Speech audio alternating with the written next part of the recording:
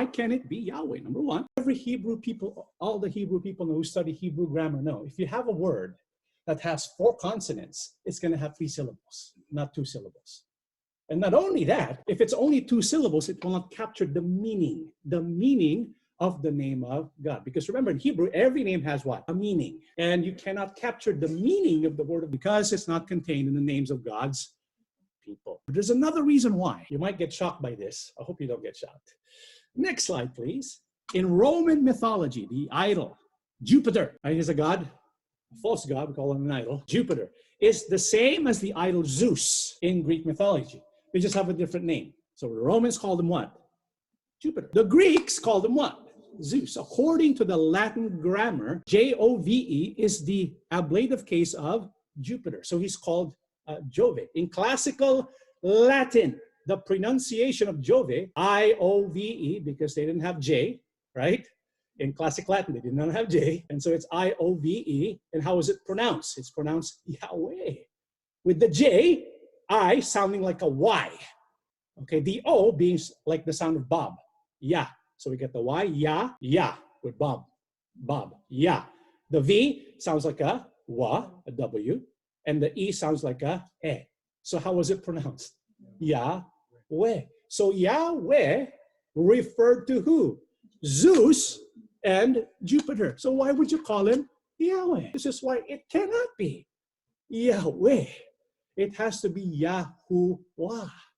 Well, how about Jehovah? Where did that come from? Next slide, please. Jehovah is actually the Germanic rendering of YHWH, known as the Tetragrammaton, or the Hebrew name for God, represented by the letters YHWH with no vowels. In the year 1520, a monk by the name of Pietro Galatino, or Peter Galatinus, that's his American name, you should keep it Pietro Galatino, used the vowels from the word Adonai, a title for God, and put them in between the consonants of YHWH. The German J is a lot like the English Y, and W is more like the V sound. So what resulted was the name Jehovah. And so Jehovah came from actually the vowels of Adonai and the YHWH. Right? What are the vowels of Adonai? The A, the O, and the I. And so when you think about it, it should be Jehovah, right? Not Jehovah. But do you know why they pronounce it with a Jehovah? Because they did not want the name of God to be pronounced. And so the Masoretic, the Masoretes, they pronounce it with the letter E instead of A. And so Jehovah is the way the name of God is not to be pronounced, right? That's kind of ironic, isn't it?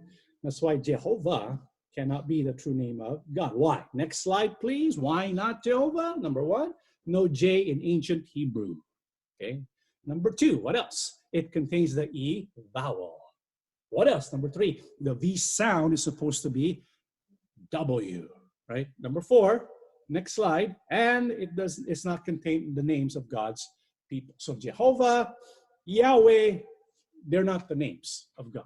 What is it? Next slide, please. It is Yahuwah.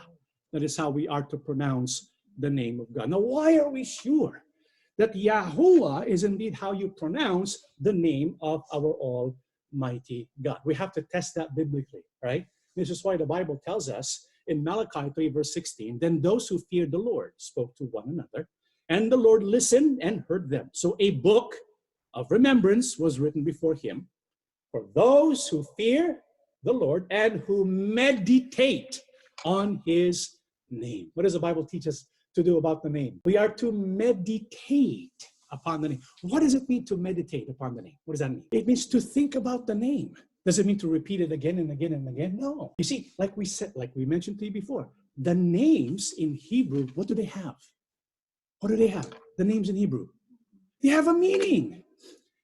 If the names of ordinary Hebrew people have a meaning, what do you think? Do you think the name of God also has a meaning? Yes. That's what we need to meditate on. And when we meditate on that name, that sacred name of God, we're going to find very wonderful things, and we will know his character. As a matter of fact, this is what the Bible says in Exodus 3:13 to 15. Moses said to God, suppose I go to the Israelites and say to them, the God of your fathers has sent me to you. And they ask me, what is his name? Then what shall I tell them? God said to Moses, I am who I am. This is what you are to say to the Israelites. I am has sent me to you. God also said to Moses, say to the Israelites, the Lord, capital L. What does that mean? Yahuwah, right? Say to the Israelites, Yahuwah, the God of your fathers, the God of Abraham, the God of Isaac, and the God of Jacob, has sent me to you. This is my name forever. The name by which I am to be remembered from generation to generation. So his name, Yahuwah,